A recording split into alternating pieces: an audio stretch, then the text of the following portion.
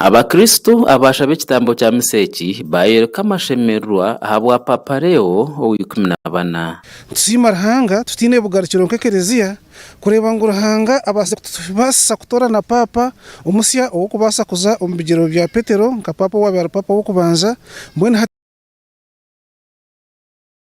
teyine ensonga yona kandi tuhamya ngu Papa ogwo omusya atoriine naiza kutwebembera nk'ekereziya atutwara omu maisho ekereziya egenda omu maisho emirimo ya Mukama ekorwe.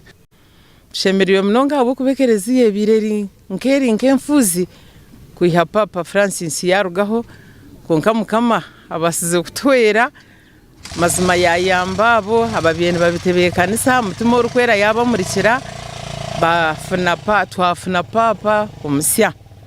Tushemererwa munonga ago mashemererwa nigo gatureta kwija kuzaguja misa y'okubanza. Aba bayongera bagira ngu ekereziya kanya kemazire tiine Papa ebiire ry'efuuzi konka obwa hati bagira ekyererezi. Okutorana kwa Papa kutureetiire okushemererwa kwatwiha omu revo ey'okuteekateeka ei naabaasa kweta ey'obufuuzi omu bwire obu tumazire tutiine mwebembezi kwatureetamu ekyererezi kandi kwatureetamu obutagasi omu mutima. Reverend Father Richard Binomugisha waba yebembire meseji ey'okusiima hamwe n'okushabira Papa omusya yayoreka okushemererwa kw'ekereziya omu nsi yoona kandi yashaba Mukama okumubangira omu buheereza obu. Teriine hamwe n'ekereziya yoona omu nsi yoona omu kushemererwa ekitongye eki kandi n'okwongera okushaba Mukama ngu amubangire omu bwebembezi bwe na n'obuvunaanizibwa obwakwasiibwe nibwo atooriine iziina eri eya Leo ow'ikumi-na-bana konka abiire naayetwa Cardinal Prevost kandi Papa oine emyaka 69.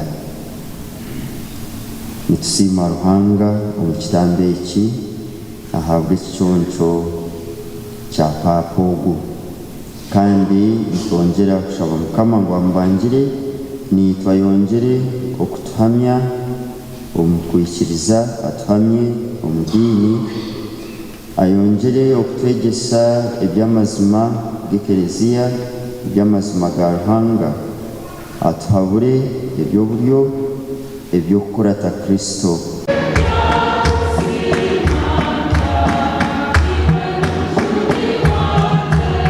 Father Richard yagaruka yahamuza abakristo bwire bwo kuzoka kwa Yesu Kristo obu batungira mu isakaramento rya Eucharistia nimwe harimu amagara hamwe no kuzoka. Omu bwire bw'amazoka ga Mukama witu Yesu Kristo amashomo ag'erizooba nigatworeka ngu Kristo ogwo oututunga kingi omu isakaramento erya Eucharistia niwe magara gaitu kandi niwe kuzoka kwitu.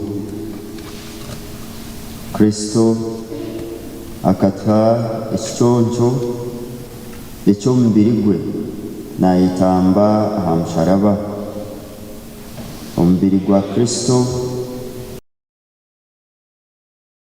mu kitambo kya misa omusaseredoti naacwamu omugaati. Meseji yabaha ekereziya Nyamitanga kandi yaberimu okushabira Papa Leo omusya w'ikumi-na-bana otoriine izooba rya nyamwabazyo obwo arikuza omu bigyere bya Papa Francisco wafiire 2021 okwezi kwa 4 omwaka ogu.